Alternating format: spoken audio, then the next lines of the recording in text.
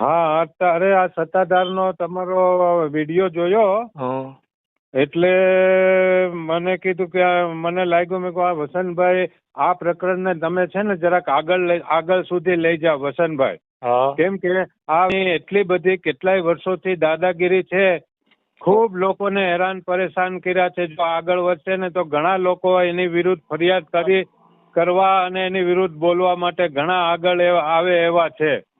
તો આજે સાંભળ્યું ને,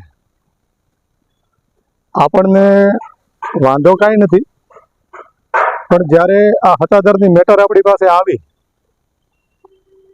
અને આપણે એ બાબતે વિડીયો મૂક્યો એટલે કમેન્ટોમાં ઘણા લોકોએ એવું કીધું કે તમે જગ્યા બદનામ કરો છો. તો ભાઈ જેની જગ્યા છે ને એ ક્યાંય બદનામ નથી થતા. કેમ કે મેં પહેલી વાર વિડીયો બનાવ્યો ત્યારે કીધું હતું કે આપા ગીગરનું તમે નામ લ્યો ને એટલે આમ હૃદયમાં શાંતિ થાય.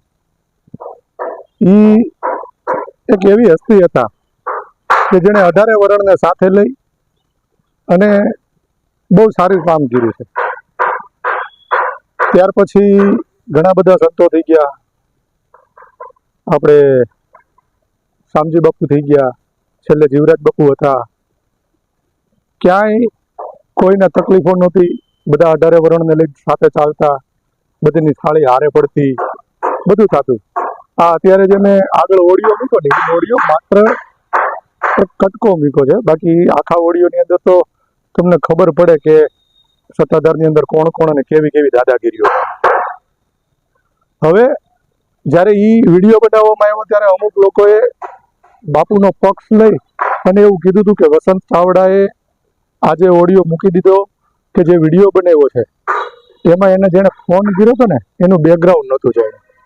ઠીક છે, હાલો ને જે કાંઈ બેકગ્રાઉન્ડ છે એ મેં નથી જાણ્યું, પણ હવે આવડી મોટી જગ્યાના મહંત થઈને બેઠા છે તો આપણે એનું બેકગ્રાઉન્ડ તો જાણવું જોઈએ ને.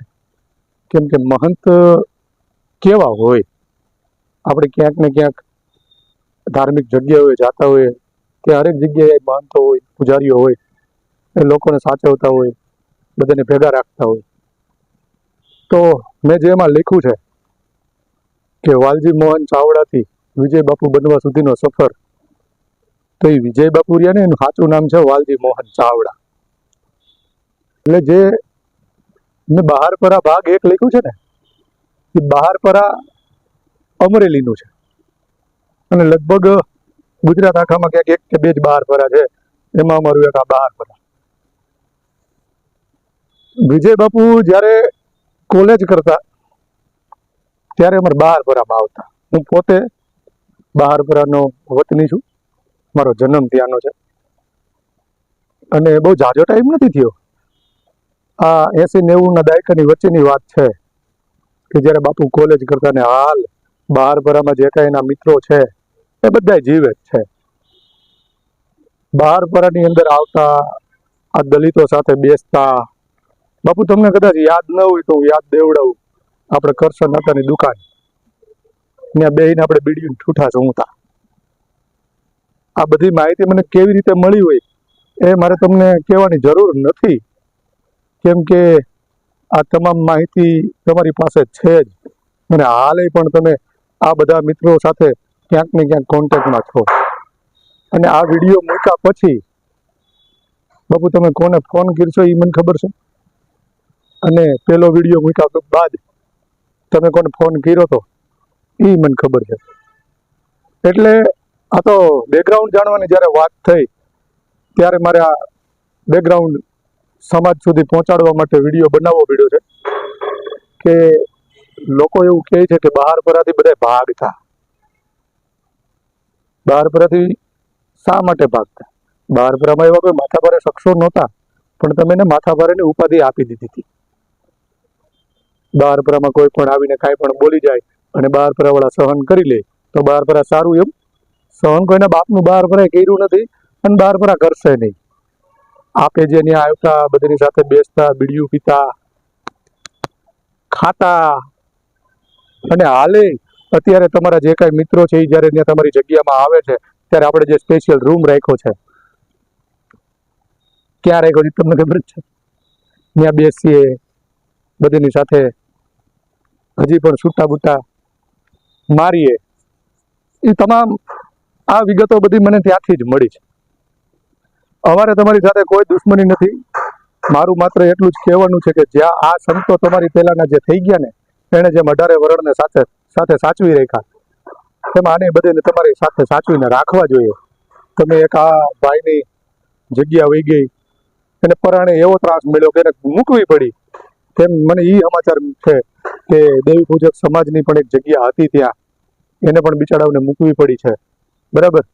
અને કોને કોને કેવી રીતે ક્યાં સર્વિસ ઉઘેરી, કેવા માયરા છે, અને હાલે અત્યારે ત્યાં કેવી રીતે તમે રહ્યો છો, કેવી દાદાગીરીઓ છે, એ બધી ખબર છે. એટલે બાપુ આ તો બહારપરાની જ્યારે વાત આવી, અને હું ત્યાંનો લગભગ તમે બધાને ઓળખો છો, મારા ફેમિલી મેમ્બરોને ઓળખતા જ હશો, કેમ કે તમે જાણી લેશો એટલે તમને મળી જાય. બરાબર. મને એનાથી કોઈ ફેર નથી પડતો, પણ મારે તો માત્ર એટલું કહેવાનું છે કે જે વ્યક્તિ માટે અત્યાચાર થયો છે અને જેનો ધંધો અત્યારે બેરોજગારી વ્યક્તિને કર્યો છે, એ બેનને, એ દીકરાને ધંધો મળી જાય અને શાંતિથી ત્યાં ધંધો કરવા મળે. આ જે કાંઈ ઊંચી જાતિઓવાળા છે એ બધા એની માટે જે અત્યાચારો થાય છે એ બંધ થઈ જાય. આપના દ્વારા પણ જે કાંઈ શબ્દો બોલવામાં આવ્યા હતા, હું એવું નથી કહેતો એકદમ જાહેરમાં આવીને એમ કહ્યું ભાઈ મારી ભૂલ થઈ ગઈ છે હાથે, પણ એનો પોતાનો ધંધો છે, ને 2 રૂપિયા કામે છે. બાપુ આપણે તો કઈ ત્રિકમ પાવડા લઈને ખાડા ખોદવા જવા પડતા નથી. એ મસ્ત એસી વાળા રૂમમાં બેસીએ, ભક્તો આવે, દાન કરે, અને આપણે મજા કરવી છે. તો કોઈક ક્યાંક શાંતિથી રોટલો રળે છે એને રળવા દો. એટલે બાપુ બહારપરા જયસિંહપરામાંથી જે બસમાંથી ઉતરી અને હાલી અને બેઠા પુલેથી આપણે બહારપરામાં આવતા, એ રસ્તો કદાચ જોવો હોય તો આવતા ભાગમાં દેખાડી દઈશ, મને એનો કોઈ વાંધો નથી. બરાબર. આ બહારપરાની નાની એવી વિગત અત્યારે આપી રહ્યો છું. બીજો ભાગ બનશે. બરાબર.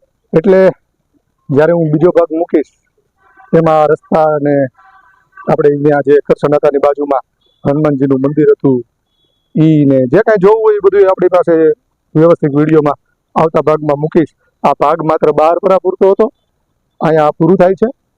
બીજું જે પ્રકરણ ચાલુ થશે એ ક્યાંથી ચાલુ થાય, ગુજરાતથી થાય, મહારાષ્ટ્રથી થાય, એ આવતા ભાગમાં આગળ કહેશું. બરાબર. કોનો છે, કઈ વ્યક્તિનો છે, કેની ભેગા રહેતા હતા, કોણ લઈ આવ્યું, કેવી રીતે લઈ આવ્યું, અને પછી ક્યાં સુધી આપણે પહોંચ્યા હતા, એ તમામ વિગતો બીજા ભાગમાં વાત કરશું. અને હજી કહું છું, મને કોઈ પર્સનલ દુશ્મની નથી. સત્તાધારની જગ્યાને હું બદનામ નથી કરતો, પણ સત્તાધારની જગ્યાની અંદર આવી રીતે આવી અને દાદાગીરીઓ કરીને રહેવું એ વસ્તુ યોગ્ય નથી. આ બધું બાપુ બંધ થઈ જાય અને આ ગરીબ માણસોને રોટલો મળી રહે એટલું કરી દો તો આપનો આભાર.